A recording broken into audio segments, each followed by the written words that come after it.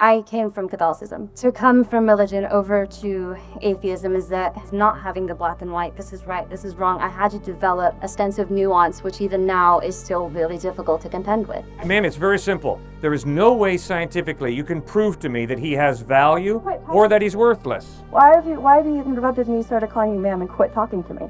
Pardon? You quit having a discussion. No, I have not quit at all. I'm making a very salient point to you. What do you think about Jesus Christ? That's a loaded question. An ex-Catholic, now atheist, challenges Cliffe on morality and the meaning of life. Where does right and wrong come from? Human opinion or God himself? Watch as Cliffe pushes back, arguing that without God, morality collapses into relativism and life loses its eternal significance. Which side made better points? Let us know in the comments. Now let's dive in. I mean, it's possible that we live on a planet in the middle of the universe where objective right and wrongs don't exist. And humans, because that's a scary concept to grapple with, we have to invent an entity that tells us, no, it's okay. There is a right, there is a wrong, there is a heaven, there is a hell, there is a good, there is a bad. Because us existing in this limbo where an action is relative and I have to use my best faculties and culture and those around me to make the best decision is terrifying. Sure. It doesn't mean that if the answer that religion provides is Sure. That's a possibility. That's a possibility. But what you're going to have to also acknowledge is there's another possibility. And that possibility is I don't want anybody telling me what's right and wrong. Because you see, I grew up in a Catholic background. And I got sick and tired of the Pope and priests and nuns telling me what was right and wrong. So I just jettisoned the whole idea of God and religion because I want to do my thing my way. In fact, I'm an American, which means I'm free, which means don't you dare tell me what's right and wrong. You see, moral relativism is the quickest way to deify my own opinion. The moral relativist is God, plain God, meaning by that, I am deciding what is right and what is wrong. And that's the quickest way I know to deify my own opinion. And ma'am, there's not a human being I know who's not tempted to do that. I certainly am tempted. I resent, at times, God telling me what to do. I want to do my own thing, my own way. That's all I'm saying. you have to be given the right circumstances and the right biology to be able to make that choice, right? And unfortunately, not everyone acknowledges that there are biological differences in the brain that, I mean, we can point to through medical advances. So I'm going to point to something that's kind of just obvious to the naked eye, which is, in order for you to be gay, to choose someone of the same sex, right, you have to be one sex fully, and I'd have to be female and choose another female to have sexual intercourse with. What happens when you're born with both a penis and a vagina? How do you make the morally right choice to choose the opposite sex when you're born with both? And is it, and the reason I bring that up is because, I mean, there are women who have been phenotypically female who have been born with XY chromosomes, or if you look in the brain as, you know, one sex, you find right instances of the other. So what would you do in that case? Okay, if a person is born with both a penis and a vagina, I do not know exactly what they should do. I would encourage them to consult good doctors, have appropriate surgery, but obviously that is a birth defect. So I would turn to medicine to help me straighten out the birth defect, and then I would start making decisions based on that. Where would you straighten it out for us? I do not know. I have never been confronted by that decision, and no friend of mine has ever been confronted by that decision, so I've never been put in a situation where I've had to defend that position. Just off the bat, off the top of my head, what I would say was I would trust whatever the person decides in consultation. How do they know that they're making the morally right decision in the eyes of God? Ma'am, if you have a birth defect, what you're going for is health. And whatever you choose when it comes to either being male or female in your sexual organs, because you've been born with both, you make the decision. Pray, ask God for wisdom, if this child is your child, and then make the wisest decision you're able to. What if I'm terrified that if I make the wrong decision, I am punished for it eternally? And Well, then- prayer is not enough. I need Right. an answer from the Bible. But you see, the reason that thinking is so horribly wrong is because the Bible never says that. See, that is my problem with a lot of people. Or, okay, let's say, or I'm going to be criticized by my community, possibly ostracized. I think it's Missouri, possibly, where 40% of homeless are gay. So, I want to know, what would I do? And prayer is not enough. I need to be told by, I mean, if you're willing to make commands as to what people should do and tell them, you do these things or else you're socially, communally ostracized, in this case, I need an answer. Oh, okay. Well, I can settle that one very simply. I pastor a church up in Connecticut. At the church where I pastor, we love all people. Many of our people struggle with pornography.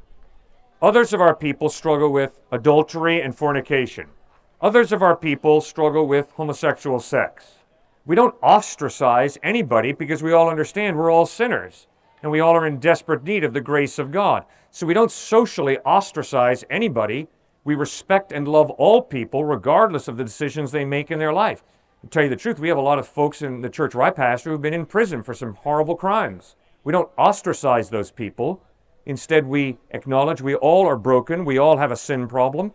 You express sin one way, I express it a different way. That doesn't matter. We're both sinners in desperate need of God's grace. So what it seems to kind of keep coming down to is that you don't know, you won't judge, you can't know what happened after life, but for some reason you take a very strict stance that being gay is wrong religiously. And it doesn't, I feel like it's kind of like a cognitive dissonance. You can't say that it's wrong and then say, oh, well, we won't punish, we won't ostracize. You actually don't really know if it's wrong and if you'll really punish. We just believe it's wrong with no foundation for believing that it is, especially when science contradicts you. How does science contradict that? The fact that it makes it a moral conundrum. It makes it impossible for a person with both genitalia to make the right decision. All right, my gay friends do not have both genitalia. But right, because Okay. that's gay. That's different from being born with both. And again, this is a body part that you're able to Point to your gay friend, if we were to put them under fMRI, we would see certain portions of the brain that are enlarged. It would be similar to someone that is female. You might see higher levels of estrogen. Yeah. So the reason I point to the genitalia, so that's something that mere mortals can see with a naked eye, and it seems to be the only thing that we believe in. But as science says, no, look, I can show you images.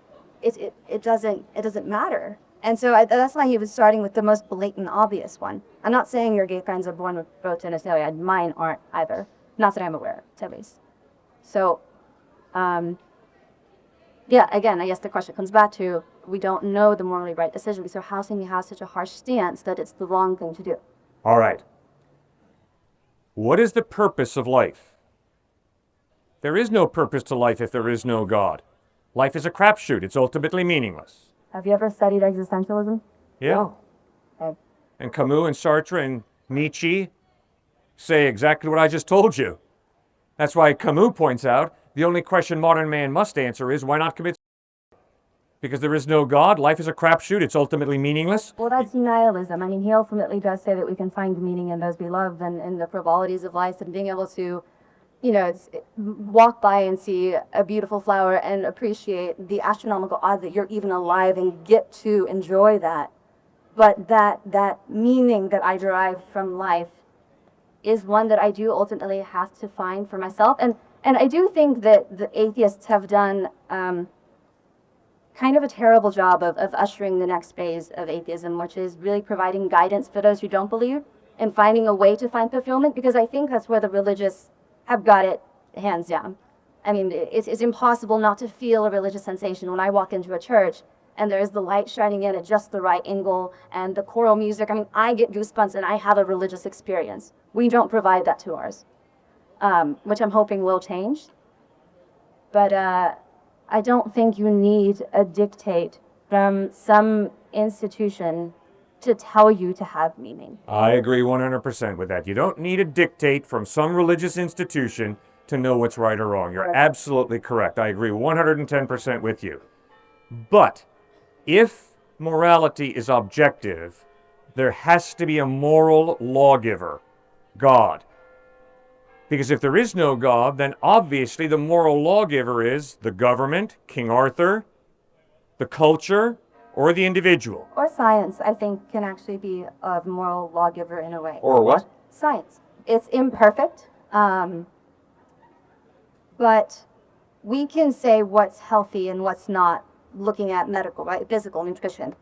We can make objective facts about what is, and I'm stealing this, by the way, from The Moral Landscape by Sam Harris, which basically says that just because we have different opinions about what is moral because of science doesn't mean we know nothing about what is moral. So same with health. Though some might say being a meat eater or being a vegetarian is better, just because they have different concepts of good doesn't mean they can't be peaks within the moral landscape. Knowing what we know, if anything helps to better human well-being, we can measure that scientifically. If I hit you with a hammer and you bruise and you're in pain, that would fall less on the spectrum of morality, because I can measure through science that you're in physical pain. Tell that to my dentist. I don't. Ma'am, it's I don't know. it's an issue of who are you going to trust to tell you what is good and what is not so good. So, ma'am, it's very simple. There is no way scientifically you can prove to me that he has value or that he's worthless. Why have you interrupted me, started calling you ma'am, and quit talking to me? Pardon? You quit having a discussion. No, I have not quit at all. I'm making a very salient point to you. It is impossible, as you said, to scientifically prove something is right or wrong, whether a human being is valuable or invaluable. It's impossible to scientifically prove that he is worthwhile or that he's worth less. That is not a scientific question. That is a philosophical question. It's a religious question. I would disagree. All right, we strongly disagree. Science is a study of process, physical process. Science has nothing to say about a value of worthwhile or worthless, of justice or injustice. What about pain or negation of pain? That's a physical experience, pain. Does pain translate to value in some way? At times it does. That's why I asked you about your dentist. So My dentist, when he hits my tooth with a hammer, he hurts me. But guess what? It is hurt designed to heal me of the cavity. Right. So, like it or not, science doesn't tell you whether it's good or evil, right or wrong. Science is the description of process, how the physical organism works. When you start talking about value, worth, justice, now all of a sudden you are out of science into philosophy, theology, religion. It's that simple. How do you measure, if not for science, how... With justice, right? What makes something more just than the other? Is it Great question. by God? Great question. Ma'am, the only reason it is unjust for me to hold back and slap him is because he has value. Is it because he would also feel pain? No.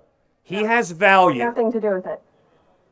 He has value. Why? Because he is not a bag of chemicals. He's a human being created in the image of God for a purpose. Because he has purpose, because he's been created by God with innate value, it is unjust for me to take this gift of a hand that God has given me and rake it across his face.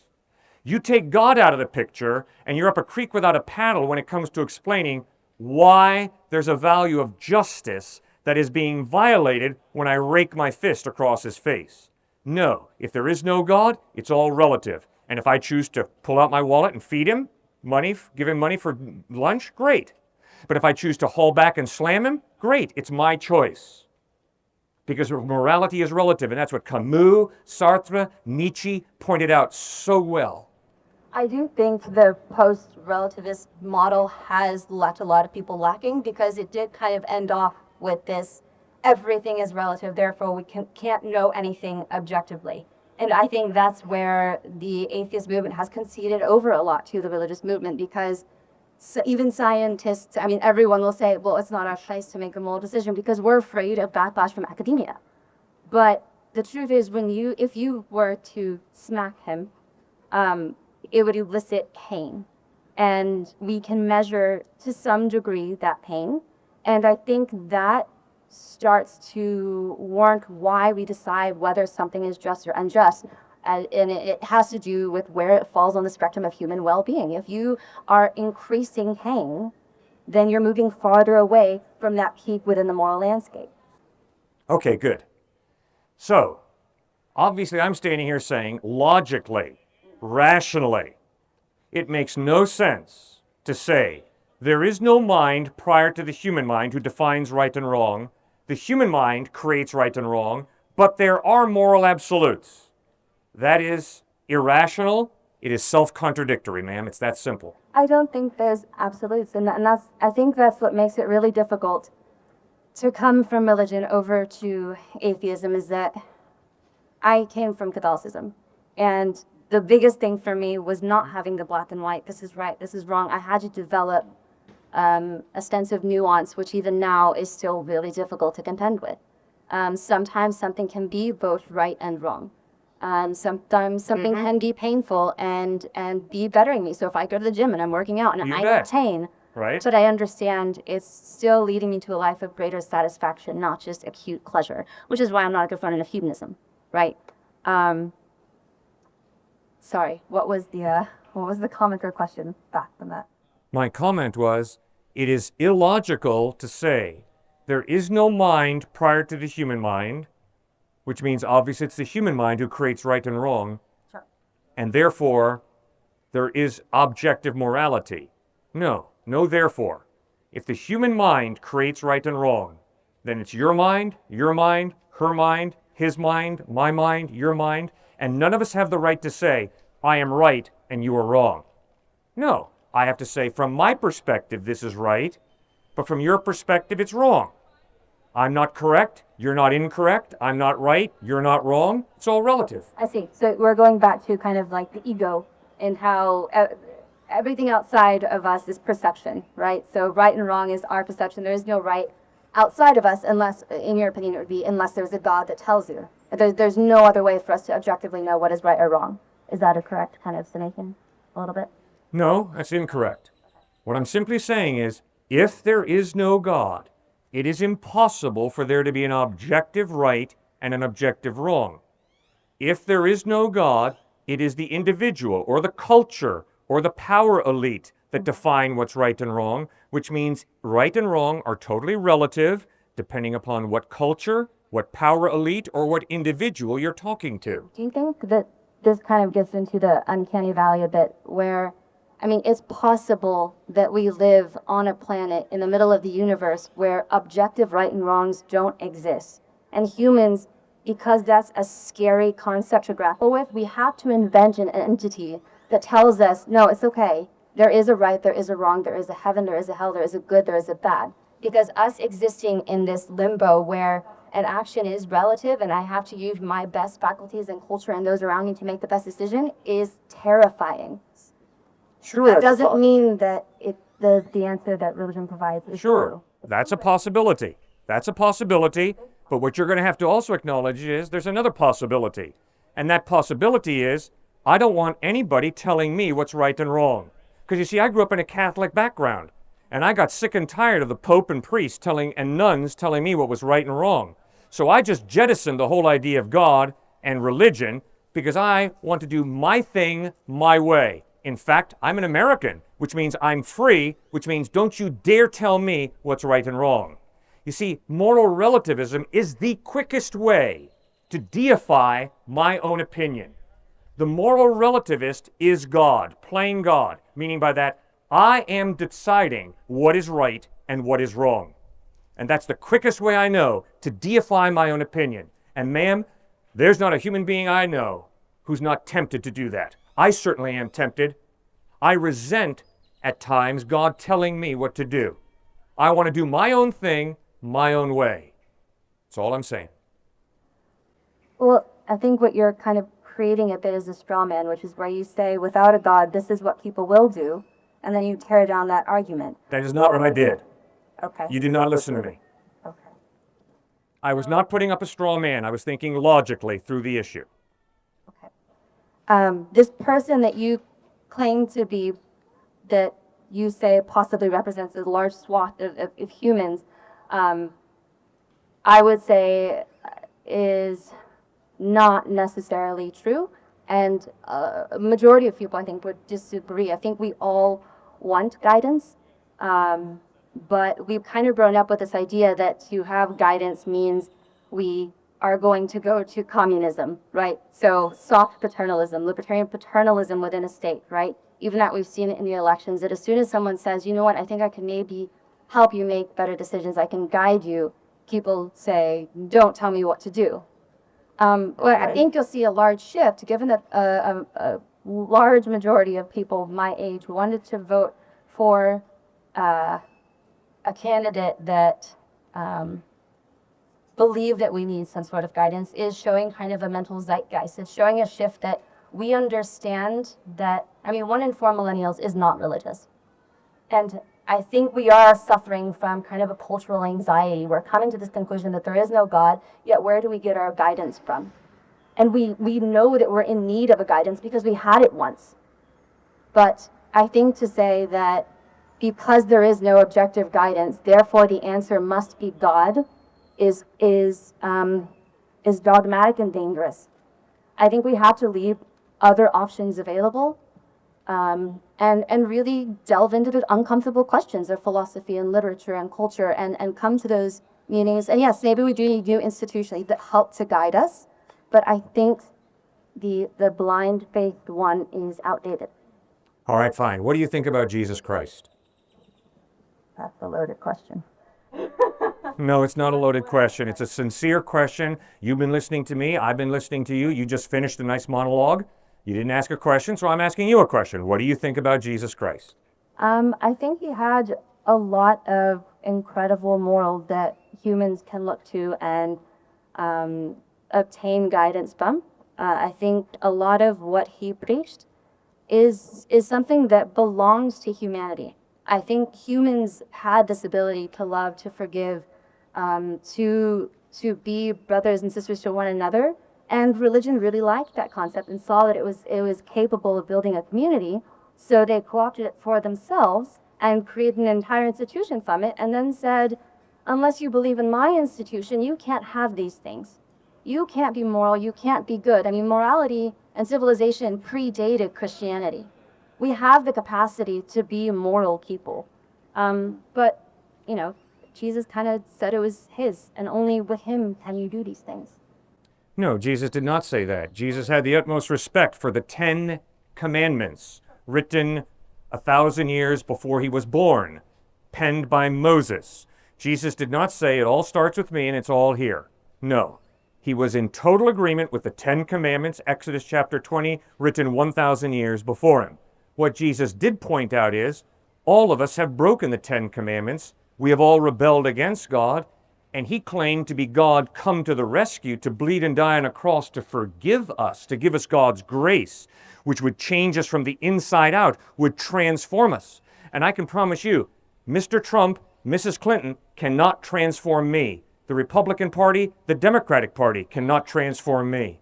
It takes God. It takes Jesus Christ to transform the human heart.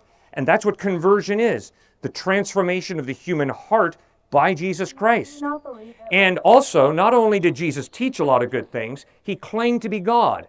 So if you respect him, you're in a real catch-22.